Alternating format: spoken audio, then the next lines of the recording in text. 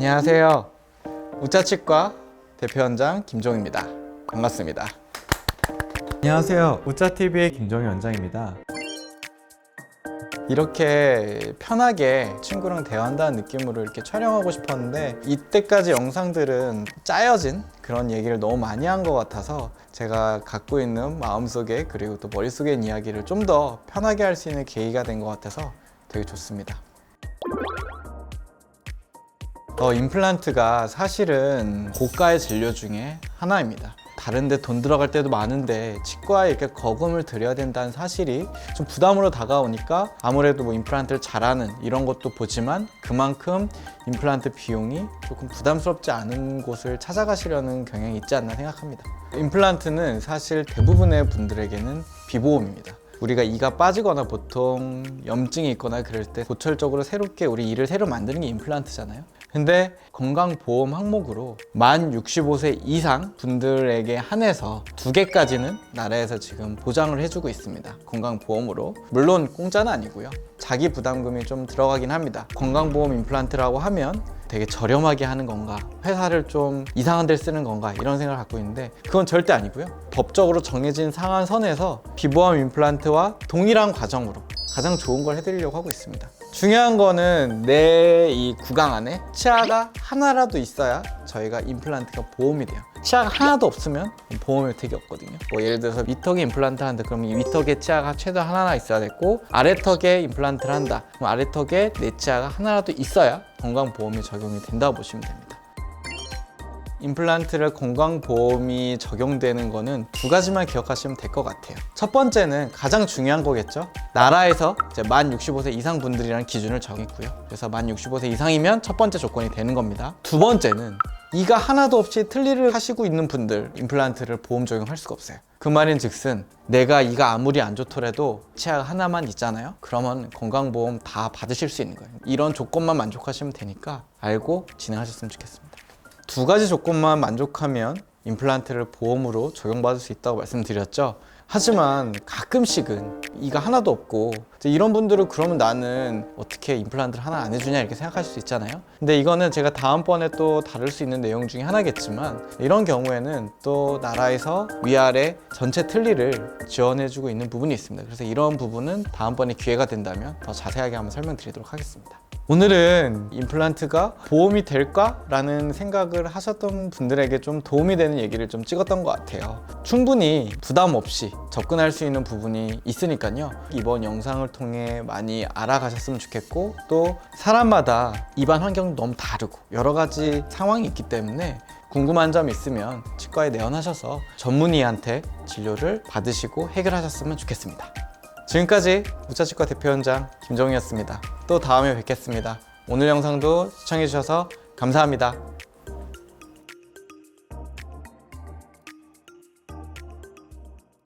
그래서 예전에 임플란트 하셨던 분들은 아픈 거는 당연하지만 두 번째 아우 너무 오래 걸려.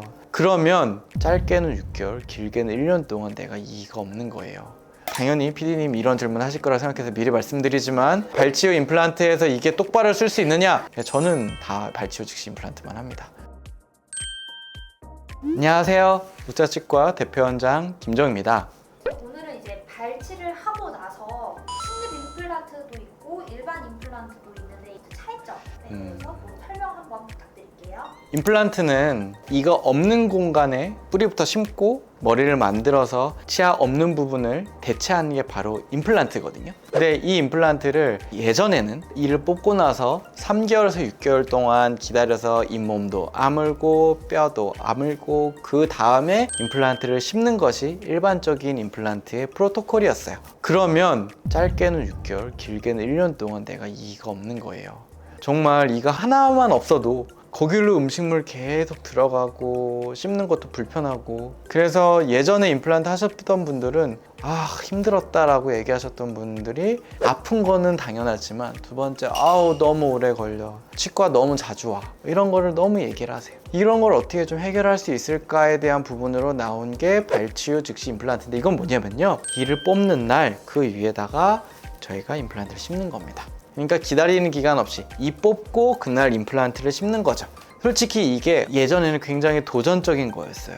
뼈 있는 공간에 심지만 주변에 비어있는 공간도 있을 거고 이런데 이거를 이렇게 한다고 그럼 임플란트가 튼튼하게 돼? 씹을 수 있어? 자, 이거에 대한 힌트는 아까 말씀드렸던 일반적인 임플란트를 하고 나서의 기간에 대한 설명과 연결해서 하면, 그러니까 잇몸 아무는데 3개월, 6개월 걸린다고 했죠. 이를 뽑자마자 임플란트를 하고 3개월 기다리면, 뭐 길면 6개월, 3개월 기다리면 아무는 겁니다. 그러니까 그 다음에 머리를 만들 수 있는 거죠. 그게 바로 발치유 임플란트, 이 뽑고 바로 임플란트 하는 것의 큰 장점입니다. 대신 쉽지 않아요. 이를 뽑고 나면은 치아가 있었던 그 공간은 비어 있잖아요. 이 공간을 어떻게 우리가 처치를 하면서 가야 되느냐 부분이 굉장히 중요한 거예요. 환자분한테 너무 좋죠. 마취 한 번만 하잖아요. 이 뽑는 날만 딱 마취하면, 그 뽑고 나서 바로 하면 마취 한 번만 해. 치과도 한 두세 번만 오면 되는데 내원 횟수가 적으면 치과의사 입장에서도 당연히 나쁘지 않거니와 서로가 윈윈할 수 있는 좋은 방식인데, 대신 발치유 즉시 임플란트를 할 때 가장 중요한 거는 술자가 임플란트를 심고 나서 뼈가 어느 위치로 아물 건지, 잇몸이 어떻게 아물 건지를 미리 예측할 수 있는 능력이 굉장히 중요합니다. 그거를 예상해서 임플란트의 뿌리도 어느 위치에다가 어느 깊이로 할지도 정해야 되고요. 임플란트를 심고 나서 치아가 있었던 남은 공간을 또 어떻게 처치할지, 비어있는 공간에 무조건 뭔가 뼈이식이나 이런 걸 해야 되는 건 또 무조건 아닙니다. 내 뼈가 아무는 그 자체를 우리가 이용하는 거기 때문에 그냥 둬도 잘 아물고 뼈의 부피가 잘 유지되는 경우도 많거든요. 하지만 염증이 심했던 부분이라면 그 위치를 우리가 부피를 유지해서 뼈이식을 해야겠죠. 근데 이거는 이를 뽑고 나서 기다려서 임플란트 하는 보통의 경우도 마찬가지입니다. 왜냐하면 염증이 많았던 부분은 움푹 패여서 아물 거기 때문에 임플란트를 할 때 당연히 그 부분은 뼈이식을 해야 되거든요. 근데 뼈이식을 결정하고 이런 잇몸의 위치를 바꾸는 거를 발치유 즉시 임플란트, 이 뽑고 바로 임플란트는 하시는 분이 미리 이렇게 될 걸 예상해서 미리 모든 거를 결정해서 한다고 보시면 됩니다. 당연히 PD님 이런 질문 하실 거라 생각해서 미리 말씀드리지만, 발치유 임플란트에서 이게 똑바로 쓸 수 있느냐? 똑바로 쓸 수 있습니다. 정말 잘 쓸 수 있고 더 이렇게 올바르게 쓸 수 있는데, 이런 예측만 잘 하는 게 되게 중요합니다. 그렇기 때문에 발치유 즉시 임플란트를 많이 해본 사람이 중요하겠죠. 저는 다 발치유 즉시 임플란트만 합니다. 보시는 분만 알고 계시고요. 발치유 즉시 임플란트가 기다렸다 하는 임플란트 치료보다 훨씬 더 장점이 많은 치료라고 저는 생각합니다. 발치유 즉시 임플란트가 가능해진 이유 중에 하나는 뼈 안에 들어가는 그 뿌리 구조의 그 표면이 굉장히 많이 발전을 했어요. 그래서 발치유 즉시 임플란트에도 뼈가 잘 붙습니다. 임플란트 같은 경우 심미적인 부분에서에 대한 불만, 어금니 같은 경우 솔직히 안 보이니까 잘 씹으면 되기 때문에 신경 안 쓰는데, 앞니 쪽 눈에 보이는 부분은 심미적으로 좀 아쉬웠던 게 있었어요. 왜냐하면 뿌리 구조와 연결되는 부분이 어버트먼트인데요, 최근까지 대부분 금속으로 다 이루어져 있었어요. 처음에는 맞겠지만 잇몸의 위치가 바뀌면 그 금속이 드러나면 이제 이거 어떻게 이러고 사냐 이게 생겼겠죠. 그래서 최근에 우리가 씹는 힘이 적게 전해지는 곳은 지르코니아 어버트먼트라는 걸 이용을 많이 합니다. 뿌리 구조랑 연결되는 어버트먼트가 지르코니아로 되는 거거든요. 지르코니아는 완전히 흰색입니다. 우리가 흰 도화지에다 뭘 그리던 우리가 뭐든 정확하게 볼 수 있잖아요. 마찬가지로 우리가 흰 어버트먼트, 지르코니아 어버트먼트 위에서 크라운을 씌울 때는 자연치의 색과 유사하게 만들 수 있고요. 그리고 만약에 잇몸의 위치가 변해서 잇몸이 조금 내려가더라도 흰색이 있기 때문에 티도 잘 안 나겠죠. 그래서 요즘에는 머리 부분을 연결할 때 이렇게 지르코니아 어버트먼트를 많이 이용합니다.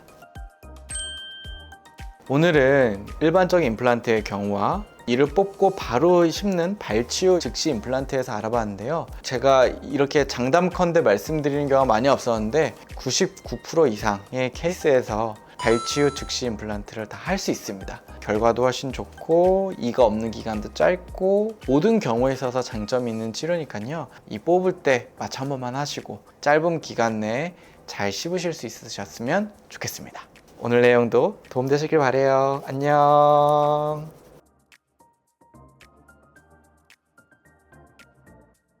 내가 갖고 있는 뼈가 충분히 감쌀 수 있을 만큼 충분하면 솔직히 뼈 이식은 안 해도 됩니다. 염증으로 인해서 다시 다 빠지는 거죠. 안녕하세요. 우짜치과 대표원장 김정입니다. 요즘에 이제 임플란트가 워낙 대중화되다 보니까 너무 여러 가지 종류가 있죠. 그리고 임플란트를 할 때 또 말하는 게 바로 뼈 이식에 대한 부분이에요. 임플란트는 뼈 안에 있는 거거든요. 뼈 안에 있는 거기 때문에 내가 갖고 있는 뼈가 충분히 감쌀 수 있을 만큼 충분하면 솔직히 뼈 이식은 안 해도 됩니다. 만약에 그 뼈가 양이 부족하다고 하면 뼈 이식을 해야겠죠. 뼈 이식 재료의 종류도 되게 다양합니다. 내 뼈를 이용하거나 다른 사람의 뼈를 이용하거나, 그리고 동물의 뼈, 돼지나 소뼈를 이용하기도 하고요. 마지막으로는 인공뼈를 이용하기도 합니다. 이거는 상황마다 다르게 사용되니까 진료하시는 원장님에 따라 다양하게 쓸 수 있다고 알고 계시면 될 것 같습니다. 아무래도 뼈 이식에 대한 부분이 많이 이슈화가 되다 보니까 왜 이거를 뼈 이식을 해야 되는지, 그리고 어떤 케이스에서 해야 되는지가 되게 중요하거든요. 사람마다 뼈 이식을 해야 되는 경우가 다릅니다. 보이는 바깥쪽에 있는 뼈가 부족한 경우는 뼈 이식을 해줘야 올바르게 잇몸 높이를 지킬 수 있거든요. 특히 어금니보다 앞니 쪽은 심미적으로 중요하기 때문에 대부분 앞니 쪽의 임플란트 같은 경우에는 뼈 이식을 대부분 해야 되는 경우가 많이 있습니다. 그렇게 보시면 될 것 같고요. 치아를 뺐을 때 염증이 심하다면 당연히 내가 갖고 있는 뼈가 부족하니까 뼈 이식이 당연히 충분히 필요할 수 있고요. 염증 없이 이가 빠져서 어쩔 수 없이 임플란트를 심어야 될 때, 충치로 인해서 이를 뽑아야 될 때 잇몸은 괜찮지만 그런 경우에 있어서는 특별히 뼈 이식을 하지 않아도 임플란트를 잘 쓰실 수 있다고 보시면 될 것 같습니다. 임플란트가 또 심는 시기마다 다르거든요. 이를 뽑으면서 즉시 식립을 하는 경우가 있고, 이를 뽑고 좀 기다린 다음에 임플란트를 하는 경우가 있고 다양하거든요. 보통은 임플란트를 심을 때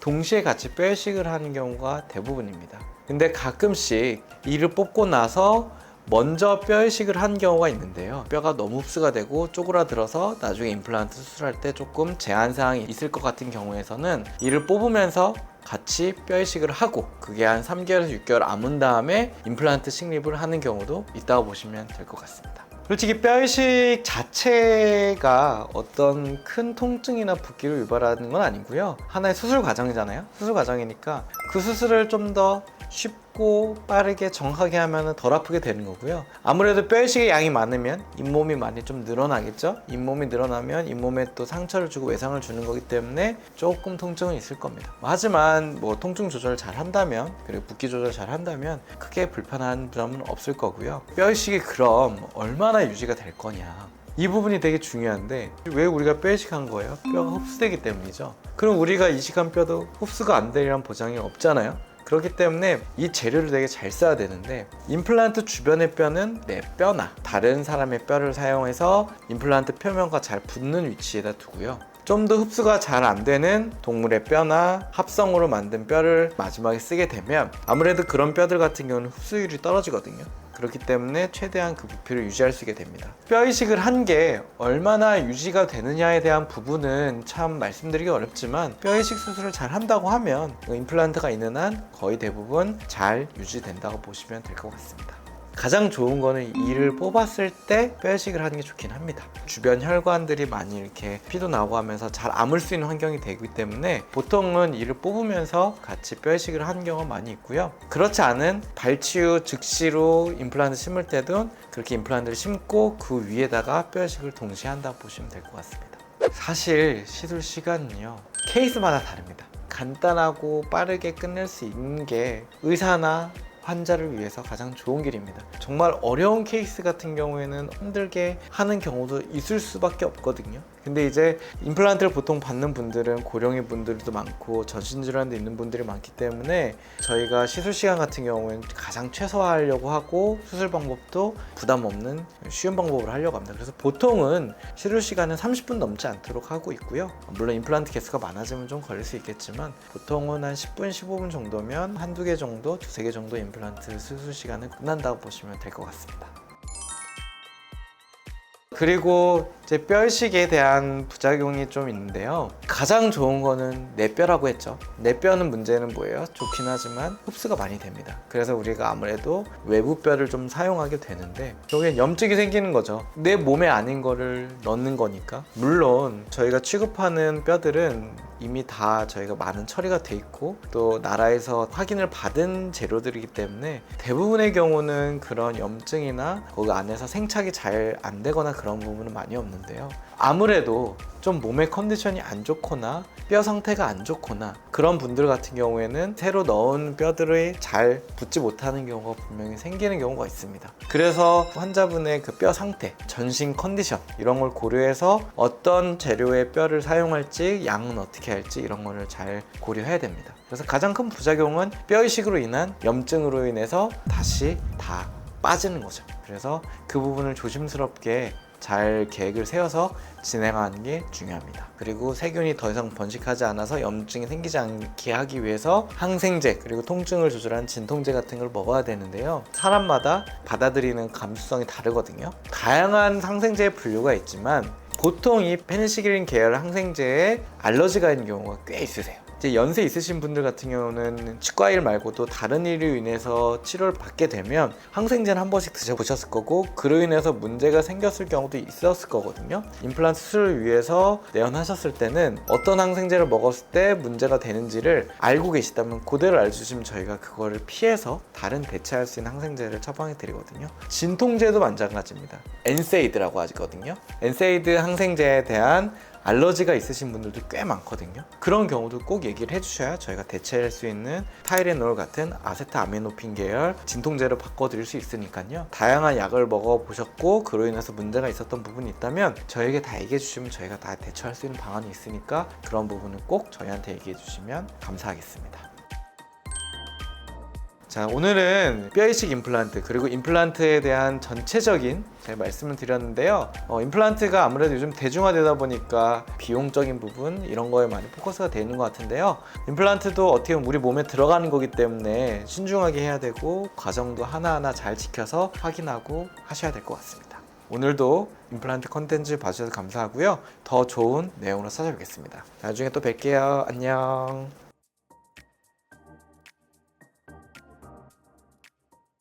양치하다가 피가 막 나왔다고요? 이럴 땐 바로 치과를 가시면 됩니다.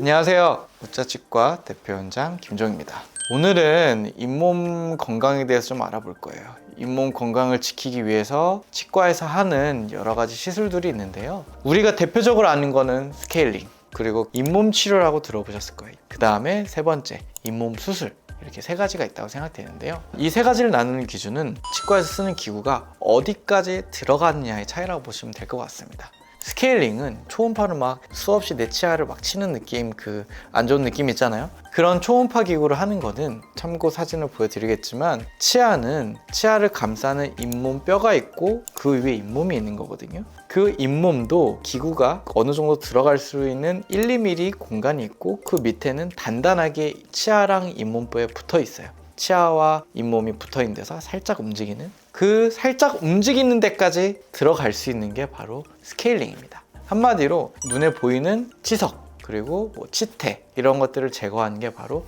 스케일링입니다. 치과 맨 처음에 오시면 큰 엑스레이 찍어보잖아요.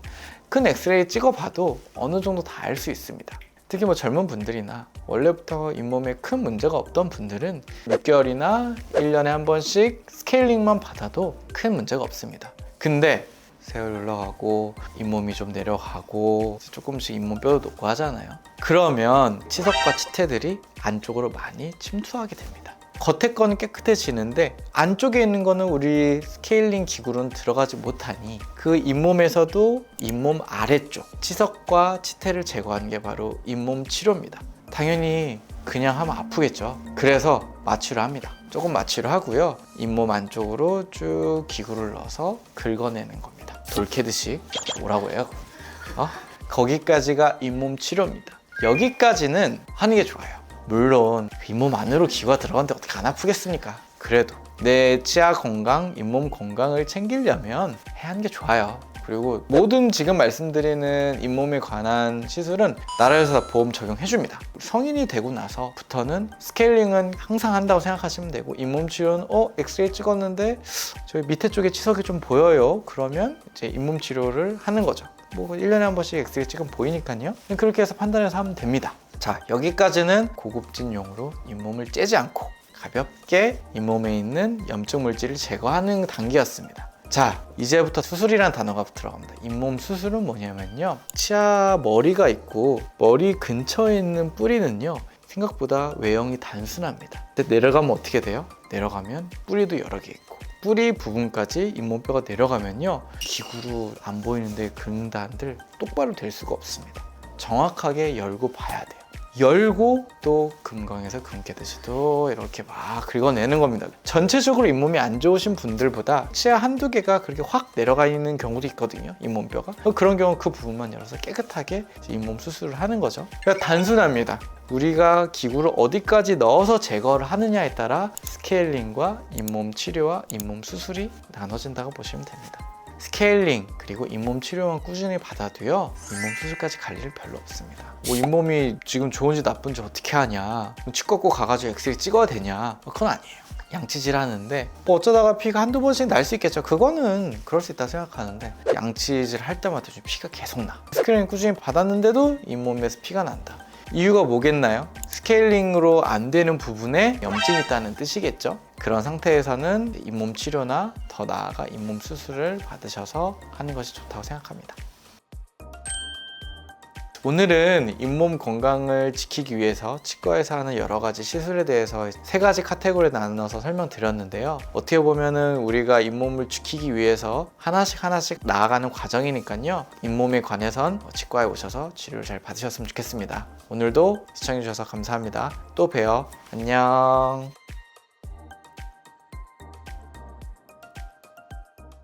잘 씹으려고 한 건데 씹을 수가 없어. 흔들흔들해서 얼마나 화가 나겠어요. 화내지 마시고 딱 3가지만 확인해 보시면 돼요. 안녕하세요, 오짜치과 대표원장 김정입니다. 우리나라만큼 임플란트가 대중화된 나라도 없을 거예요. 그만큼 여러 가지 문제점이 있는 상황도 이제 많이 있겠죠. 가장 당황스럽고 화나는 순간이 아마 임플란트가 흔들릴 때일 거예요. 잘 씹으려고 한 건데 씹을 수가 없어. 흔들흔들해서 얼마나 화가 나겠어요. 왜 이런지 이유를 좀 알아야 됩니다. 임플란트는 크게 2가지 구조, 뿌리랑 머리 나눠져 있습니다. 그리고 뿌리랑 머리를 이어주는 나사가 있어요. 그렇게 되어 있는데, 임플란트가 흔들거리는 가장 큰 이유는 임플란트 뿌리랑 머리를 잇는 나사가 풀려서입니다. 저희가 당연히 적절한 힘으로 잠가 놓는데요, 임플란트 머리 부분에 여러 가지 힘이 작용돼서 조금씩 나사 힘이 풀리는 상황이 생겨요. 이제 이런 상황을 대비하기 위해서 머리 부분에 구멍을 뚫어놔요. 구멍을 미리 뚫어 놓은 상태로 머리 구조를 만들기 때문에 그 구멍 부분으로 저희가 드라이버를 접근해서 나사를 잠그면 되는 거거든요. 무슨 말이냐? 걱정 안 하셔도 됩니다. 요즘에는 임플란트가 여러 군데 회사에서 나오지만 나사는 규격화가 돼 있어요. 그래서 다른 회사더라도 나사를 잠그는 거는 뭐 가까운 치과 가셔도 가능하고, 또 했던 치과에 물어봐서 어느 회사 제품인지 물어보면 어떤 나사를 썼는지 알 수 있으니까 그렇게 잠그는 건 어렵지 않습니다. 그런데 이렇게 나사 풀림이 아닌 경우가 가끔씩 있어요.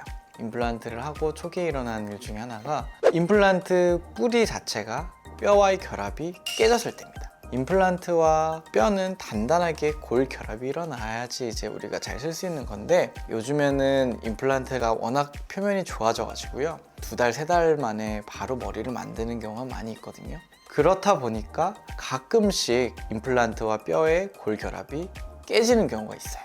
이건 안타깝지만 임플란트 수술 다시 해야겠죠. 솔직하게 말씀드리면 이것도 참 알 수 없는 부분이에요. 저희가 엑스레이서나 수치 재는 걸로 해서 다 확인을 했는데도 이런 경우가 가끔씩 종종 있기 때문에요.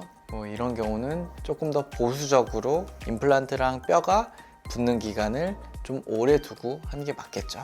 이런 경우가 있고요. 오랜 시간이 지나고 나서 임플란트가 흔들거리는 경우가 있습니다. 잘 씹고 있었거든요. 근데 임플란트 한 곳에서 피가 나고 냄새가 나요. 갑자기 임플란트가 흔들거리기 시작합니다. 이걸 임플란트 주위염이라고 하거든요. 3분의 2까지 뼈가 녹아도 임플란트는 안 흔들거리거든요. 굉장히 그만큼 임플란트와 뼈는 단단하게 붙습니다. 근데 임플란트 뿌리 부분까지 염증이 생겨 있다면 뼈가 다 녹아버렸어요. 뼈가 녹아버리니까 생각보다 임플란트를 심을 수 있는 환경이 되게 어렵겠죠. 염증이 임플란트가 무서운 게요, 한 번 생기면 정말 빠르게 진행이 됩니다. 이걸 조기에 확인하면 바로 처치를 해서 염증이 많이 안 생기게 할 수 있거든요. 그래서 이렇게 임플란트 흔들거림을 우리가 대비하는 것도 주기적인 검진이라고 볼 수 있습니다. 특히 염증은 엑스레이에서 보이거든요. 그렇기 때문에 1년 사이 찍으시면 충분히 알 수 있거든요. 그래서 주기적으로 검진을 통해서 염증으로 인해 임플란트 흔들거림이 생기지 않도록 유지 관리에 힘쓰셨으면 좋겠습니다. 임플란트 흔들거린다고요? 화내지 마시고 딱 3가지만 확인해 보시면 돼요. 첫 번째, 나사가 풀렸는지 잠그면 됩니다. 두 번째, 임플란트 수술한 지 얼마 안 돼서 씹었는데 흔들거린다.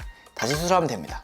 세 번째, 염증이 생겨서 임플란트 흔들거린다. 이거는 나중에 힘든 상황이 생길 수 있으니까 주기적으로 검진을 통해서 해결하자. 이렇게 요약할 수 있습니다. 오늘 임플란트의 흔들거림에 대해서 말씀드렸는데요. 많은 도움이 되셨으면 좋겠고 임플란트 유지 관리에 좀 더 관심을 가질 수 있는 계기가 된 영상이었으면 좋겠습니다. 오늘도 시청해주셔서 감사합니다. 다음에 또 뵐게요. 안녕. 빠이.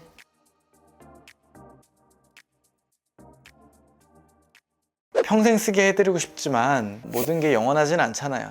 굉장히 케이스 바이 케이스입니다. 억지를 해서 만든 크라운은 1년도 못 쓰는 경우도 있고요. 안녕하세요. 우짜치과 대표원장 김종입니다. 치과에서 목돈 들여가지고 했는데 이거 평생 쓸 수 있는 거지 이렇게 얘기하시거든요. 평생 쓰게 해드리고 싶지만 모든 게 영원하진 않잖아요. 쓰다 보면 닳고 부러지고 여러 가지 상황이 생길 수 있기 때문에 보철물 얼마나 쓸 수 있는지에 대한 궁금증이 있으실 거예요. 첫 번째, 크라운 씌우는 건요 10년 정도 쓰십니다 라고 말씀드리는데 정말 안 좋았던 치아 같은 경우엔 이를 뽑는 거를 권유해 드린 상태에서도 나는 이걸 어떻게든 살리고 싶다라고 해서 억지를 해서 만든 크라운은 1년도 못 쓰는 경우도 있고요. 굉장히 케이스 바이 케이스입니다. 그래서 우리가 보통 10년이라는 거 말씀드리는 경우는 내 치료하기 전 치아의 상태가 어느 정도 잘 버틸 수 있는 상태에서 씌웠을 때는 10년 정도 쓸 수 있다. 이렇게 크라운 같은 게 말씀드리고요. 이제 두 번째는 우리가 요즘 많이 하는 것 중에 임플란트가 있어요. 임플란트는 이를 뺀 부위에다가 픽스처라고 부르는 뿌리 부분을 심고 그 위에 이제 머리 부분을 만들어서 이제 임플란트를 쓰게 되는데요. 이 뿌리 부분과 머리 부분이 좀 다릅니다. 뿌리 부분은요 잘 심어 놓으면은 뼈와 이미 단단하게 붙어 있기 때문에 거의 문제가 되는 경우는 없습니다. 근데 솔직히 그 위에 올라가는 상부 구조는 내 치아를 깎아서 씌우는 크라운과 다를 게 없습니다. 이것도 쓰다 보면 깨질 수 있고 부러질 수 있고 금이 갈 수도 있는 거거든요. 마찬가지로 이것도 우리가 얼마나 머리 구조를 잘 버티게 만들었냐에 따라서 10년 정도 쓸 수 있다고 보통 말씀은 드립니다. 근데 씹는 힘이 너무 세시다든지 단단한 음식을 너무 즐기시는 분들이라면 저희가 말씀드리는 10년이란 수명에서 기간이 줄겠죠.